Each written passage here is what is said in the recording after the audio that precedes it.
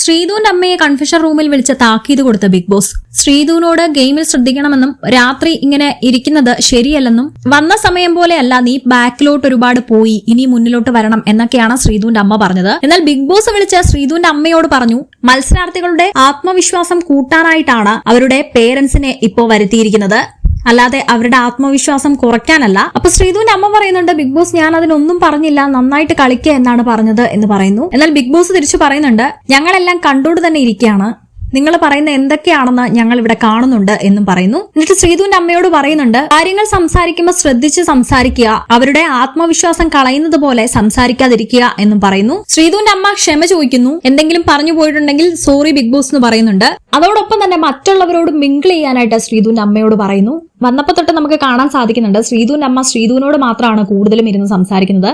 ഇന്നലെയൊക്കെ ഋഷിയുടെയും അൻസിബയുടെ ഒക്കെ അമ്മ വന്നപ്പോൾ നമ്മൾ കണ്ടിരുന്നു അവരെല്ലാവരുമായിട്ടും ഇരുന്ന് സംസാരിക്കുന്നുണ്ടായിരുന്നു. അർജുനോടൊന്നും സംസാരിക്കുന്നത് പോലും നമ്മൾ കണ്ടില്ല. അർജുന്റെ വീട്ടുകാരോടും വലുതായിട്ട് ശ്രീധുവിന്റെ അമ്മ സംസാരിച്ചില്ല.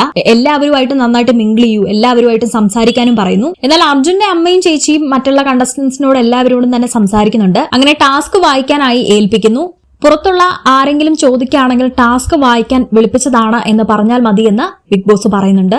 നിങ്ങളുടെ അഭിപ്രായം കമന്റ് ചെയ്യൂ. കൂടുതൽ അപ്ഡേറ്റ്സിനായി സബ്സ്ക്രൈബ് ചെയ്യൂ.